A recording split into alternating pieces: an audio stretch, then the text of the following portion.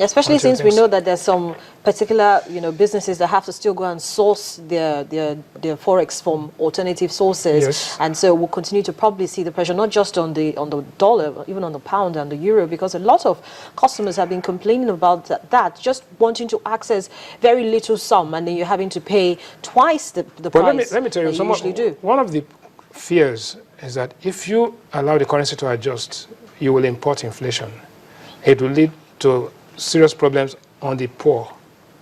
The government, the Nigerian government, is very aware of its responsibility to maintain, to allow, to protect those at the bottom of the ladder with social intervention programs. So all of those things are being considered at the same time. Unfortunately, the markets don't wait. There's no time for all of that. You need to make some decisions. And if the decision turns out to be wrong, then you have to change it. But then so you need some courage. It's a very difficult position that the central bank is in right now, yes, because they continue to do their job with regards bringing out policies, monetary policies to ensure that they protect the economy. Yes. And there are no fiscal policies to support this. So it seems as if it's always been just one-sided, and not until we get off, maybe the budget begins to be implemented before yes, we begin to see some fiscal action begin to take place. No, but what you must remember is that Nigeria, this exchange rate pressure is not a Nigeria-specific issue. Angola, Ghana, South Africa. The South African rand 6-7 months ago was trading at about 11 rand to $1. It's trading at 16.5. Almost all the currencies in the world are under pressure against the dollar. The dollar has appreciated by 21% against the basket of currencies. Therefore, even if you devalue your currency by 21%, that brings you to zero, because the dollar has already strengthened. So it's no longer the fear of devaluation, if I will use the word this time, or the fear of a currency adjustment and realignment is at times exaggerated. I do not think that a currency adjustment will have that much of a negative impact. As a matter of fact, it brings about certainty.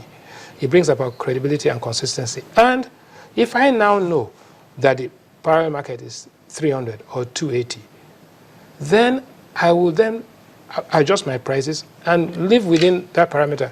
As you speak, Indomie, noodles, I've already priced in. You can see that it's gone from one level to the other. If you go to the supermarkets, you can see that the prices are already reflecting the parallel market rate. Just go into any shop. It's already there. So if the people are already paying that, then they're paying it and they're not happy about paying it, and so they're expecting to see some kind of reprieve, even though they've been warned that it's tougher days ahead, and so they should tighten their belts. See, tell me who is happy. Happiness is a relative term, right? So when you have high marginal utility in economics, you call yourself, you're satisfied and happy. But you want to be happier, right? You don't want to have short-term happiness, which will disappear, because that you get an anticlimax. You don't want that. What you need is consistency, so your happiness begins to improve and is sustained. If not, people will take to drug addiction, because you get a short-time high and then Okay, so we're not looking at a short-time high. It's 60 days to the next MPC meeting, and as of this morning, oil prices are not looking too good as well. Yeah. So what will happen in the next 60 days before the MPC meeting?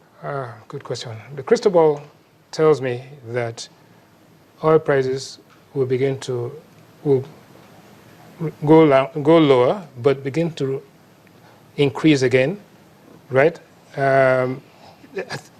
The current prices of oil, right, are well below the marginal cost of production of many suppliers. So a lot of people are going out of business. Even in the US, banks are not lending money to these guys. So I think what we will see is some tough next 6 to 8 weeks. And then we begin to struggle as we recover. But the recovery is not going to be a V-curve. It's not going to be, we're not going to have an overnight sensation.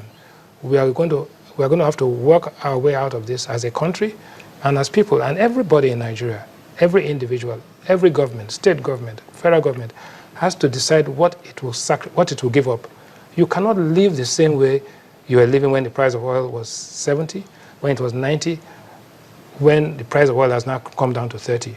So, Harriet, you have to decide the things you did last year, how much of it are you going to give up? 50% of them you have to give up, either in volume or in value.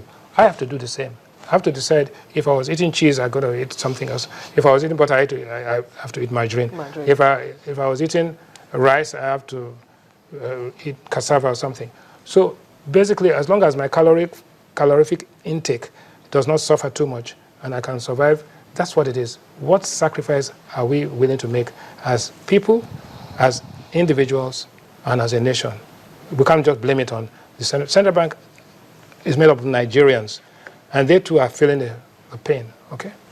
So in the next couple of days, that's what we're going to keep our eyes on. We're going to see how much sacrifice Nigerians will be ready to make but to make sure that the economy stays afloat. If there's a problem in the Middle East and something happens?